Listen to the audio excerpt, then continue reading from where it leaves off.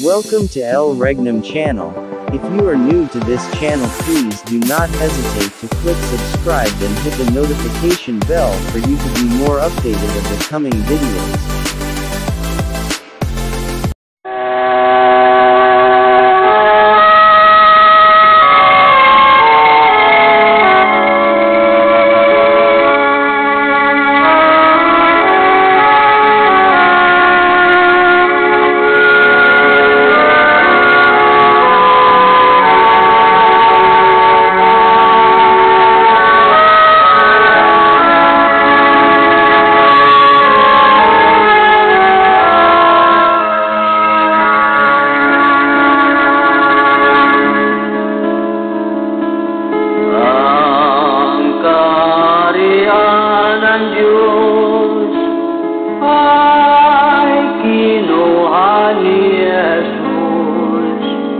Sa lumang Jerusalem,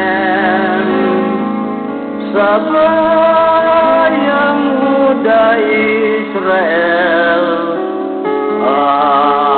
kanyang ibinigay sa bansang nagbubunga. Sa Diyos na kay Kristo na pananampalataya, ang kaharian ng Diyos ikinubli ni Jesus. Hanapin natin ang bagong Jerusalem. May palatandaan ang malayong silangan, mga puno ng dagat, itong bansang Pilipinas. Sa lupang inirang ang ating tahanan, doon si Kristo maghari na walang hanggan. Tayo'y umasa at sumampalataya. Doon wala nang gutom at wala nang pagluluha.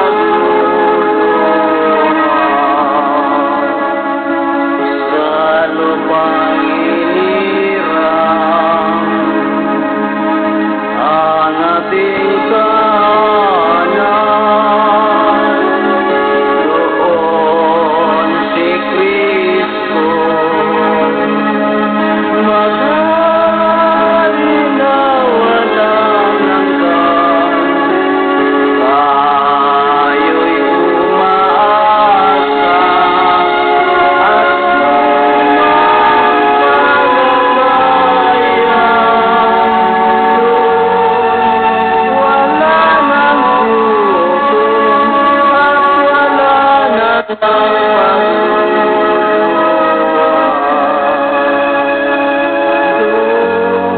Doon wala nang gutom at wala nang pagluluha. Doon wala nang gutom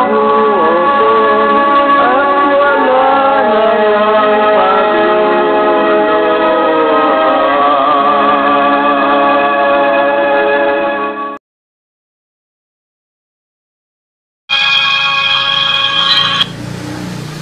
So mga kapatid, ganap na ang 2,000 taon na sukat ng panahon sa pagbabalik ni Kristo sa sanglibutan. At tayo'y nakapasok na sa 1,000 taon na si Kristo ay maghahari kasama ng kanyang mga bayan. Para masubaybayan natin ang buong katotohanan na buo ang programa ng The Kingdom of God sa palatuntunang consumatomes, na ang ibig sabihin ay natapos na ang lahat. Sabihin ko sa inyo na consumatum est, sapagkat natapos na ang mga gawain ng Diyos sa pagkatapos ng 2,000 taon ni Kristo, na ito rin ay pagkatapos ng 6,000 taon mula nang nagkasala si Adam. Sa ika-6,000 taon ay natapos ng Diyos ang kanyang gawang ginawa, at sa ika-7,000 taon siya ay nagpahinga. Gayon din sa pangalawang sanglinggo ay natapos na ang ika-6,000 taon at tayo'y narito na sa ika-7,000 taon na kapahingahan ng Diyos. Dahil dito, kinakailangan sa mga tao ang paghahanda para mabago ang sarili. Nang sa gayoy hindi na maibalik ang nangyari ni Adam, na habang nagpahinga ang Diyos, si Adam ay nagkasala noong unang panahon. Ngayon ay naitatag na ang kaharian ng Diyos na handang papasukan ng mga taong nakasumpong sa katwiran ng Diyos. So mapagpalang oras sa ating lahat, buong Pilipinas, mula Luzon, Visayas at Mindanao. So muli, narito na naman po kami para magpahayag. Ito po sa ating ginagamit ngayon na aming Facebook Live, no? At kasama po ang ating mga kapatid. Ang una, ang aking ina, Reyna Merlita Baltasar. At ang ating Haring Gerson del Rosario. At ako naman po ang inyong kapatid, Haring Robel Baltasar. No? So inuulit ko, mapagpalang oras sa ating lahat, buong Pilipinas, mula Luzon, Visayas at Mindanao. So muli, magla-live naman po kami dito sa Barangay Poblacion Sur. No? Dito po sa Region 2, Province of Quirino. So bago po kami magpatuloy, ay nais po muna naming magbigay-pugay sa amin pong mahal na dakilang guro. Ang amin pong mahal na Haring Filimon Ondoc Reyam Bonanza, na siya po ang aming Supreme Founder of the Kingdom of God. At ganun din po sa amin pong 5 spiritual mothers na nandun po ngayon sa banal na syudad. Doon po sa Purok, New Jerusalem, Rizal Shrine, Talisay, Dapitan City. So mapagpalang oras po dyan, mga nanay. At ganun din po, nalubos po kaming gumagalang at nagpapasalamat sa amin pong mahal na Pangulo. Walang iba po ang aming mahal na Prinsipe Rocky Y. Reyam Bonanza, na siya po ang aming President ng The Royal Alpha Omega Ring Trading Corporation. At ganun din po sa kapatid ng aming mahal na Prinsipe, walang iba ang amin pong Haring Adolfo B. Reyam Bonanza, na siya po ang ating President ng the Philippine Deuterium Development and Management Corporation. Hanggang sa mga 12 tribes, sa mga 12 apostoles mula Region 1 hanggang Region 12, na kinabibilangan po ng aming regional director dito po sa Region 2. Walang iba po ang amin pong Haring Edgar Palor Liguto. At kasama po ang kanyang reyna, walang iba po, Reyna Ros Padillo Ligutom. So mapagpalang oras dyan, hari at reyna. At ganun din po sa mga 70 prophets, buong Pilipinas sa loob po ng kaharian ng Diyos. Hanggang sa mga municipal leaders, barangay, down to Purok. At ganun din po na kami po ay nagpapasalamat sa aming mga kasamahan, lalo na doon sa mga nasa ibang bansa, no? Na pinangunahan po ng aming kapatid, walang iba, Reyna Shirley del Rosario, na nandun po sa bansang London, no? Sa UK. At ganun din po sa isa pa nating prinsesa, walang iba, Prinsesa Claribel Baltasar, na nandun po sa bansang Kuwait. At ganun din sa mga kapatid natin na nandyan po sa Barangay Nagasikan, Santiago City, no? Na pinangunahan po ng ating kapatid Haring Ramel Tadya, Haring Redentor Domingo, Haring Gino Tolentino, Reyna Gloria de Leon, Reyna Marites Saldivar, at si Reyna Luz Biminda Gutierrez. At kasama po ang isa pa nating prinsipe dyan. Walang iba, Prinsipe JB Sales. At ganun din po sa kapatid natin na nandyan po sa Naggasikan, sa Malanit, Naggasikan, no? Isabela. And Jones, Malanit Jones, Isabela. Nandyan po ang ating kapatid, walang iba, Haring Roger Pagumpana. Sa buong pamilya niya dyan na sumusubaybay, maraming salamat Hari, at ganun din sa iyong anak na nandun po sa Negros, no? Walang iba si Haring Reggie Pagumpana, kasama ang kanyang reyna ngayon, Reyna Jel Pagumpana. At sa ating mga kapatid na nandyan po sa Cabarugis, si Reyna Rosalia Tuginayo at si Reyna Marina Ansibe. So mapagpalang oras dyan, mga reyna. At sa ating kapatid na nandyan po sa Nagtipunan, Digaw Pamili, sa ating Haring Raul Digaw, no? Sa kanyang prinsipe, Prince Fernando Digaw. So mapagpalang oras dyan, Hari, sa iyong buong pamilya, no? So sa gabing ito, ay muli na naman po tayong magpahayag tungkol sa kaharian ng Diyos, no? Sapagkat ito talaga ang plano ng Diyos sa daigdig. Ang may balita, ang ebanghelyo sa kaharian ng Diyos. Saan? Sa sanglibutan, no? Sapagkat itong kaharian ng Diyos ay hindi man po ito sekta, no? O hindi rin po ito religion. Hindi rin ito prophet, no? Hindi rin racial. Ano ito? Ano itong kingdom of God? Ito po ay gobyerno sa Diyos, no? Or gobyerno ng Diyos. Divine government of God. So ito po yung aming bukang bibig, buong Pilipinas maging sa buong daigdig, na amin pong ipinapangaral ayon po sa hinula ng Diyos at binibigyan ng mga matibay na ebidensya, yung mga patutuo na binigay po ng aming mahal na dakilang guro, mahal na Haring Filimon Ondok Reambonanza. Para sa gayon ay malaman natin yung buong katotohanan. Sapagkat kung nalaman natin ang katotohanan ay siyang magpapalaya sa atin. At ganoon din po na kami po ay nagpapasalamat sa mga Deuterium beneficiaries po natin, no? Dito po sa programa ng aming mahal na hari,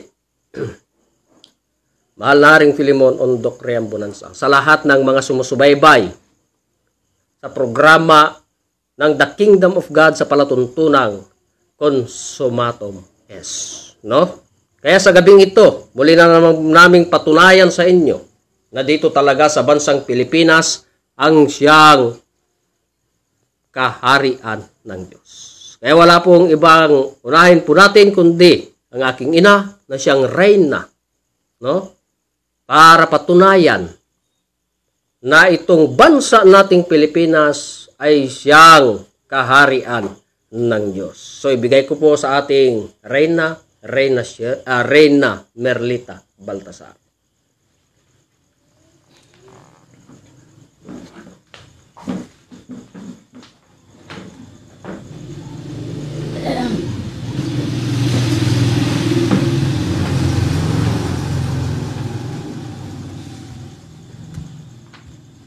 So, maraming salamat, Hari.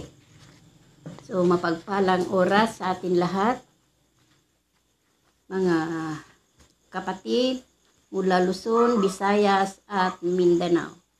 So, ngayon, mga kapatid, nandito nandito po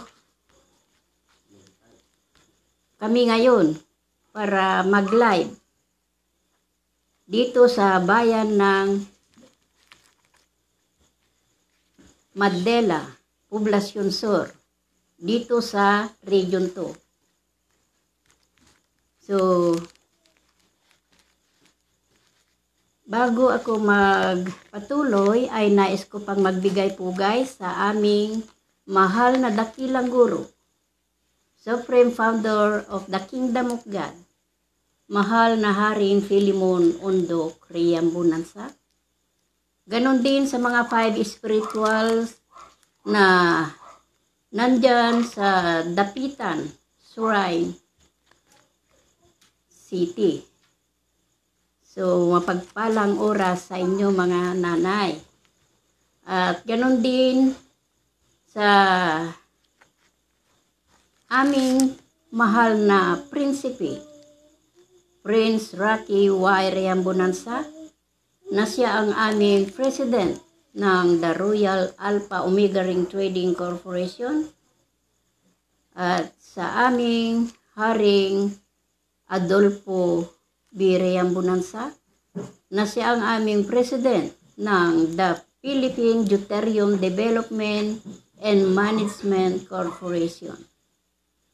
Ganon din sa mga 12 tribes, 12 apostles, na kinabibilangan ng aming Regional Director dito sa Region 2, Haring Edgar Palor Ligoton, at kasama ang kanyang Reyna Rose Padelio Ligoton.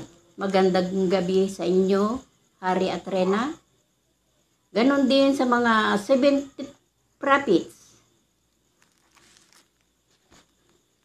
dito sa loob ng kaharian ng Diyos.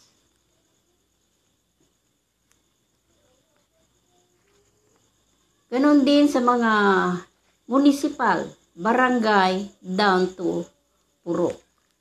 So, mapagpalang oras sa ating lahat mga kapatid. So, ngayon mga kapatid, ay ang pag-uusapan natin ay tungkol sa kaharian ng Diyos, na ito po ang aming palaging ibabahagi sa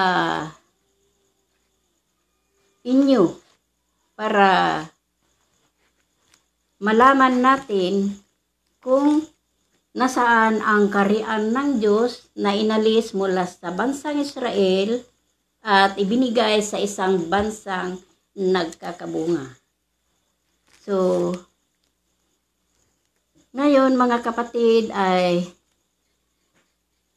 nandito kami para bigyan ng patutuo kung nasaan ang kaharian ng Diyos, na ito po ang itinuro ang aming mahal na dakilang guro sa amin. Walang iba ang aming mahal na Haring Philemon Ondok Riambunansa, na siya ang Supreme Founder of the Kingdom of God. So,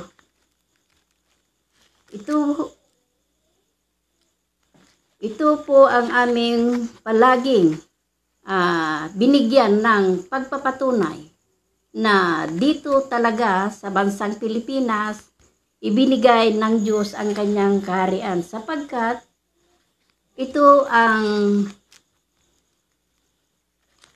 ipinapahanap ng ating Panginoon. Ayon sa banal na kasulatan sa San Matthew 6:33.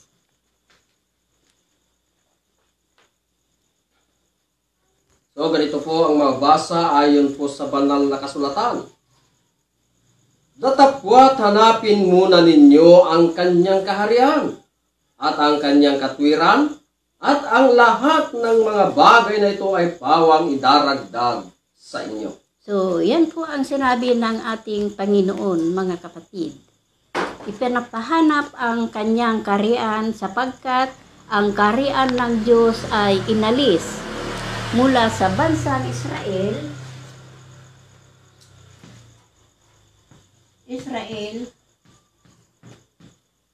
at ibinigay sa isang bansa nagkakabunga.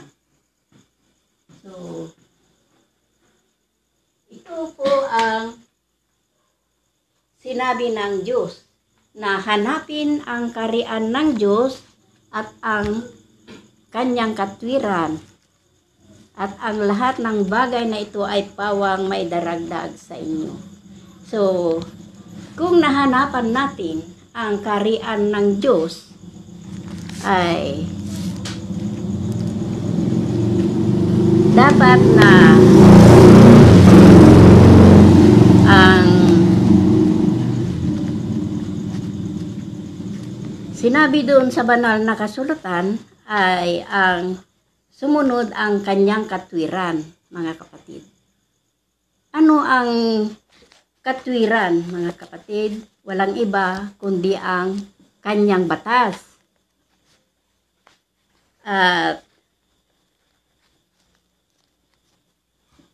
At mayroon pang karagdagan, mga kapatid. So, yan po ang aming papatunayan kung nasaan ang kaharian ng Diyos na inalis mula sa bansang Israel at ibinigay sa isang bansang nagkakabunga. So, sapagkat ito po ang ipinangaral ng ating Panginoon noon sa bansang Israel tungkol sa kaharian ng Diyos, subalit hindi tinanggap doon. Kaya inalis ang Panginoon ang kanyang kaharian at ibinigay sa isang bansang nagkakabunga. Ito po ang palagi naming pinapatunayan na dito na sa bansang Pilipinas, ibinigay ng Diyos ang kanyang kaharian. So, sapagkat hindi tinanggap doon sa bansang Israel at sinabi ng ating Panginoon ayon sa banal na kasulatan sa San Matthew 21:42-43. Basa rin. So, ganito po ang basa ayon po sa banal na kasulatan. Sinabi sa kanila ni Jesus, kailanman bagay hindi ninyo nabasa sa mga kasulatan? Ang batong itinakwil ng nangagtatayo ng gusali, ang siya ring ginawang pangulo sa panulo. Ito'y mula sa Panginoon, at ito'y kagilagilala sa harap ng ating mga mata. Sa 43, kaya nga sinasabi ko sa inyo, alisin sa inyo ang kaharian ng Diyos at ibibigay sa isang bansang nagkakabunga. So, narinig natin ang sabi ng Panginoon na aalisin ang kaharian at ibibigay sa isang bansang nagkakabunga. So, ngayon mga kapatid, papatunayan ko na dito sa bansang Pilipinas, ibinigay ng Diyos ang kanyang kaharian. Ayon sa banal na kasulatan sa Isaias 24:15. So, ganito po ang mababasa ayon po sa banal na kasulatan.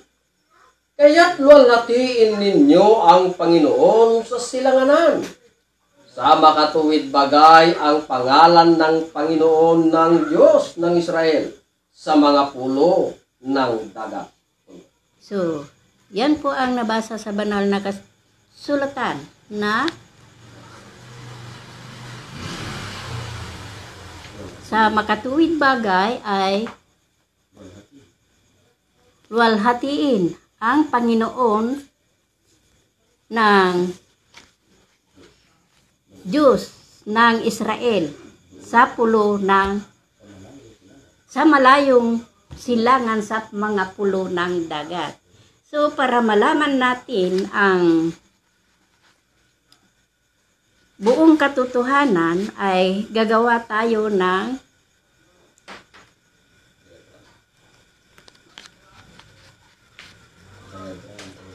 So, gagawa tayo ng diagram para malaman natin kung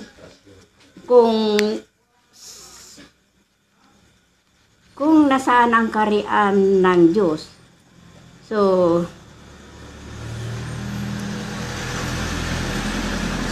kung titignan natin ang world map,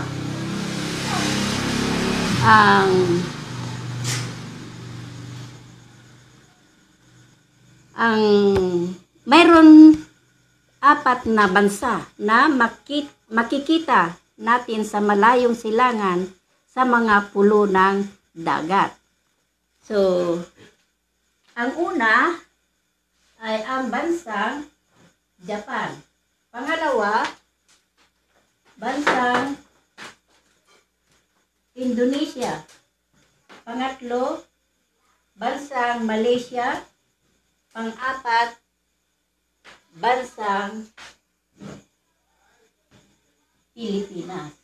So, ito po ang mga bansa na nandun sa malayong silangan sa mga pulo ng dagat. So,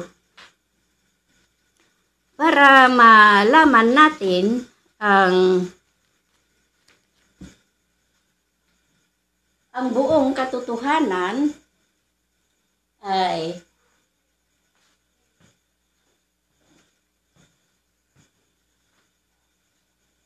ayon sa banal na kasulatan sa Henesis 25, 23,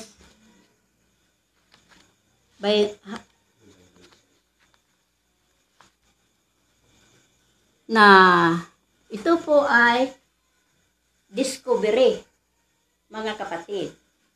So, ang tanong, na-discovery sa taong March 16,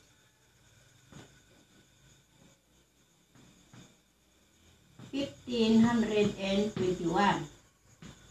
So, ang tanong, mga kapatid, ang Japan po ba ay na-discovery sa taong April 16, 1521? March 16, 1521? So, hindi, mga kapatid. Hindi na-discovery itong bansang Japan sa taong 1521. So, pangalawa, ang tanong, ang bansang Indonesia po ba ay discovery sa March 16, 1521? Hindi, mga kapatid. Hindi na-discovery ang bansang Indonesia. So, ang tanong, ang bansang Malaysia po ba ay na-discovery noong March 16, 1521? Hindi rin, mga kapatid. Hindi na-discovery sa taong 1521. So, ang bansang Pilipinas po ba ay na-discovery sa March 16, 1521? Tunay, mga kapatid. So, na-discovery sa March 16, 1521. So, pangalawang patutuo. Ayon sa banal na kasulatan sa Isaiah 2:4 na ito po ay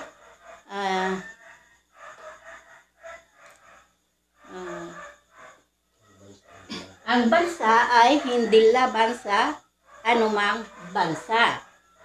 So, ang tanong, mga kapatid, ang Japan po ba ay hindi laban sa anumang bansa? Hindi. Ito po ay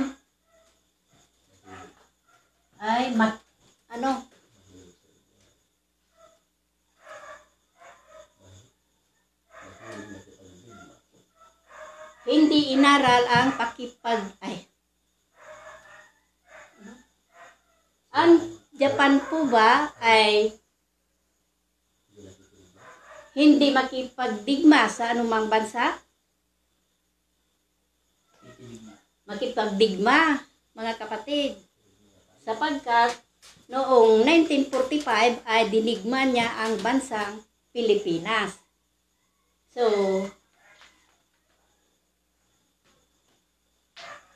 ang tanong, ang bansang Indonesia po ba ay hindi makipagdigma sa anumang bansa? So, makipagdigma, mga kapatid, ang bansang Indonesia sapagkat ay nag-aral sila ng pakipagdigma. So, pangatlong tanong, mga kapatid, ang bansang Malaysia po ba ay hindi makipagdigma sa anumang bansa? Nakipagdigma, mga kapatid, sapagkat inaral nila ang pakipagdigma. So, Rome, mga kapatid. So, ang tanong, ang bansang Pilipinas po ba ay makipagdigma? Hindi, ayon sa hula ay ang bansa ay hindi laban sa anumang bansa. So, correct, mga kapatid. Tunay na hindi makipagdigma sa anumang bansa. So, pangatlong pagpapatunay. Ayon sa banal na kasulatan sa Isaias 2:8 na ang lupain ay puno ng Diyos-Diyusan. So, ang tanong, ang Japan po ba ay puno ng Diyos-Diyusan? Hindi. Mga kapatid, sapagkat ang kanilang sinasamba ay Buddhism. So, pangalawang tanong, ang bansang Indonesia po ba ay puno ng Diyos-Diyusan? Hindi, mga kapatid, sapagkat ang kanyang sinasamba ay Indonesia. So, pang-apat na tanong, mga kapatid, ang bansang Malaysia po ba ay puno ng Diyos-Diyusan? Hindi, mga kapatid. So, pang-apat na tanong, ang bansang Pilipinas po ba ay puno ng Diyos-Diyusan? Tunay, mga kapatid, sapagkat mula apare hanggang hulo ay puno ng Diyos-Diyusan. Sapagkat ang kaharian ay inalis mula sa bansang Israel at ibinigay sa isang bansang nagkakabunga. So,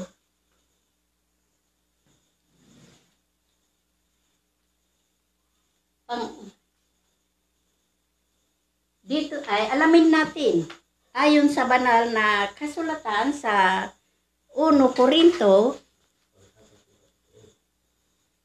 ayon sa pang-apat na patutuo sa Isaias 24:15 na luwalhatihin ng Panginoon sa malayong silangan sa mga pulo ng dagat. So, sa bansang Japan po ba ay luwalhati ang Diyos ng Israel? Hindi, mga kapatid. So, ang tanong, ang bansang Indonesia po ba ay linalhati ang Diyos ng Israel? Hindi rin. So, pang-apat, ang bansang Malaysia po ba ay linalhati ang Panginoon ng Israel? Hindi rin. So, pang-apat na tanong, ang bansang Pilipinas po ba ay linalhati ang Diyos ng Israel? Tunay, mga kapatid, na linalhati ang Panginoon ng Israel. So, tignan natin ang sabi sa banal na kasulatan sa 1 Corinto 9:24. So ganito po ang mabasa ayon po sa banal na kasulatan. Hindi ba ninyo nalalaman na ang mga nagsisitakbo sa takbuhan ay tumatakbong lahat? Ngunit iisa lamang ang tumatanggap ng gantimpala. Magsitakbo kayo ng gayon upang magsipagtamo kayo. So, yan po ang nabasa sa banal na kasulatan na nagsitakbo silang lahat, subalit iisa lang ang tumanggap ng gantimpala. So, alamin natin ang ilan ang nakuha ng bawat bansa. So, ang Japan ay isa. Ay, hindi. So,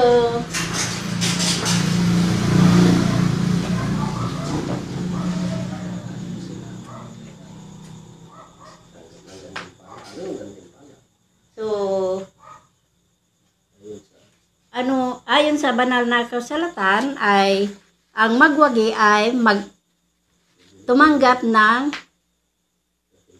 gantimpala. So, anong gantimpala ang sinabi ng Panginoon? Ayon sa banal na kasulatan sa Apokalipsis 3:12. So, ganito po ang mabasa ayon po sa banal na kasulatan. Ang magtagumpay ay gagawin kong haligi sa templo ng aking Diyos, at hindi na siya ay lalabas pa doon. At isusulat ko sa kanya ang pangalan ng aking Diyos at ang pangalan ng bayan ng aking Diyos, ang bagong Jerusalem, na mananaong buhat sa langit mula sa aking Diyos, at ang aking sariling bagong pangalan. So, yan po ang nabasa sa banal na kasulatan na ang gantimpala ng magwagi ay siya ang pagbibigyan ng Diyos ng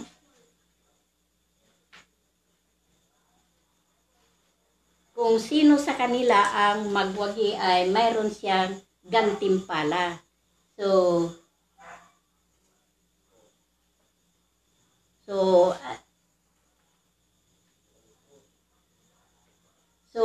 ang tanong, ang Japan po ba ay nasa malayong silangan, nasa mga pulo ng dagat?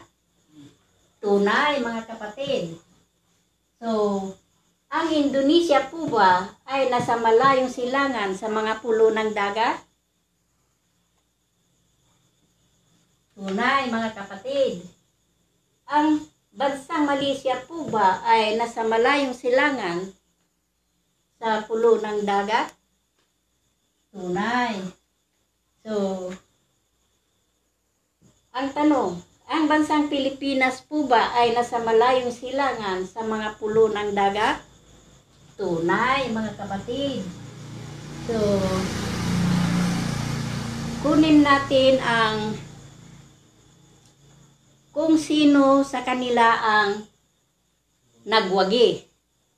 So, Ang Japan ay mayroon isa. Ang Indonesia ay isa. Ang bansang Malaysia ay mayroon din isa. So, ang bansang Pilipinas po ba? So, bilangin natin kung ilan ang nakuha. So, 1, 2, 3, 4.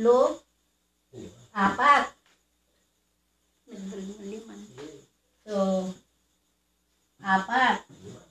So, ang bansang Pilipinas ay siya ang nagwagi. Siya ang binigyan ng Diyos ng gantimpala. Kaya, dito binigay ng Diyos ang kanyang kaharian na inalis mula sa bansang Israel at ibinigay sa isang bansang nagkakabunga. Ito po ang pang-apat na pagpapatunay kung nasaan ang kaharian ng Diyos. Na ito po ang aming pinapatunayan na dito talaga sa bansang Pilipinas, binigay ng Diyos ang kanyang kaharian. So, ito po ang aking ibinahagi sa gabing ito. At sana ay hindi kayo magsawa na makinig sa programa ng The Kingdom of God sapagkat ito po ang aming papatunayan na talaga na dito sa bansang Pilipinas ibinigay ng Diyos ang kanyang kaharian, mga kapatid. Na ito po ang ibinigay sa amin ng aming mahal na dakilang guro na siya ang Supreme Founder of the Kingdom of God, mahal na Haring Philemon Ondok Reambunansa, sapagkat kung hindi siya ay hindi namin malalaman kung nasaan ang kaharian ng Diyos. So, kaya ako'y nagpapasalamat sa aming mahal na dakilang guro sapagkat ibinigay niya sa amin ng pagpapatunay na talaga na dito sa bansang Pilipinas ang kaharian ng Diyos. So,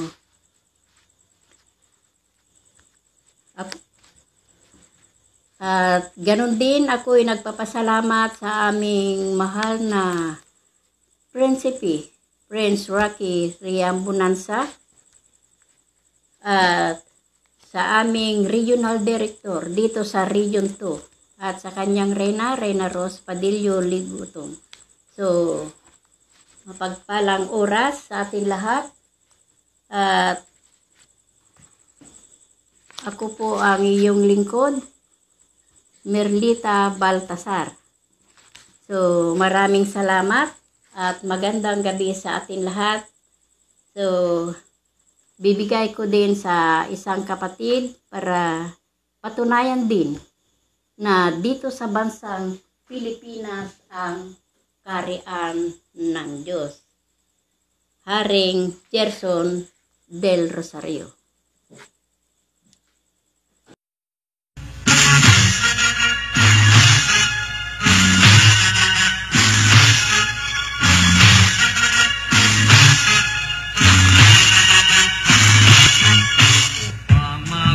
Kita sa kaharian ng Diyos, ipanganak muli ng tubig at ng Espiritu. Di natin sundin ang payo ni Jesus, hindi makapasok sa kaharian ng Diyos. Ang katotohanan, kalayaan ng tao, ito'y nagbibigay